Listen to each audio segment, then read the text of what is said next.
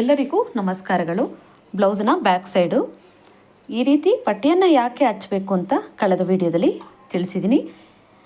ಇವಾಗ ಡಾಟನ್ನು ಯಾವ ರೀತಿ ಹಿಡಿಬೇಕು ಅಂತ ನಾನು ಇವಾಗ ತಿಳಿಸ್ಕೊಡ್ತಾ ಇದ್ದೀನಿ.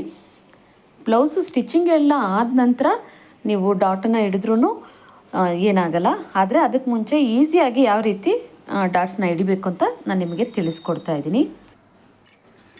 ನೀವು ಇಲ್ಲಿಂದ ಸ್ಟಿಚಿಂಗಿಗೆ ಅಂತ 2 ಇಂಚ್ ಬಿಟ್ಟಿರ್ತೀವಲ್ಲ, ಇಲ್ಲಿ 2 ಇಂಚಿಗೆ ಮಾರ್ಕ್ನ ಮಾಡ್ಕೊಳ್ಳಿ.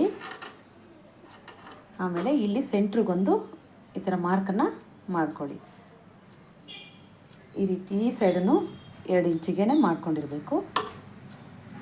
ಇದನ್ನು ಇವಾಗ ಈ ಮಾರ್ಕನ್ನು ಮತ್ತು ಈ ಮಧ್ಯದಲ್ಲಿ ಇರೋವಂಥ ಮಾರ್ಕನ್ನು ಕರೆಕ್ಟಾಗಿ ಈ ರೀತಿ ಹಿಡ್ಕೊಳ್ಳಿ.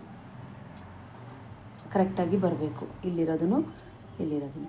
ಆವಾಗ ಇಲ್ಲಿ ಮಧ್ಯದಲ್ಲಿ ಈ ರೀತಿಯಾಗಿ ಬರುತ್ತೆ ನೋಡಿ.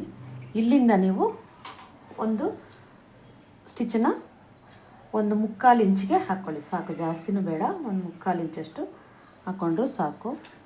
ಇಲ್ಲಿಂದ ಹಾಗೆ ಸೈಡಲ್ಲಿ ಹೀಗೆ ಒಂದು ಕ್ರಾಸಾಗಿ ಸ್ಟಿಚ್ಚನ್ನು ಮಾಡ್ಕೊಳ್ಳಿ ಈ ರೀತಿ. ಆಮೇಲೆ ಈ ಸೈಡನ್ನು ಅಷ್ಟೇ ಇಲ್ಲಿಂದ ಇಲ್ಲಿ ಕರೆಕ್ಟಾಗಿ ಹಿಡ್ಕೊಂಡು ಇಲ್ಲಿಂದ ಈ ರೀತಿ ಇಟ್ಟು ಇಲ್ಲಿ ಕೂಡ ಸ್ಟಿಚ್ಚನ್ನು ಮಾಡ್ಕೊಳ್ಳಿ. ಆವಾಗ ನಿಮಗೆ ಈಸಿಯಾಗಿ ಡಾಟ್ಸ್ನ ಹಿಡಿಬೋದು.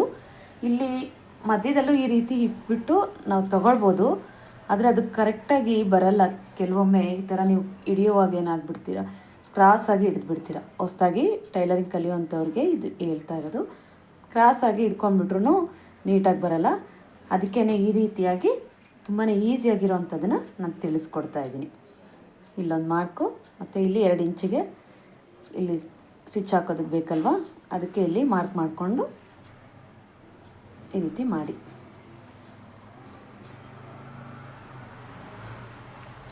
ಧನ್ಯವಾದಗಳು.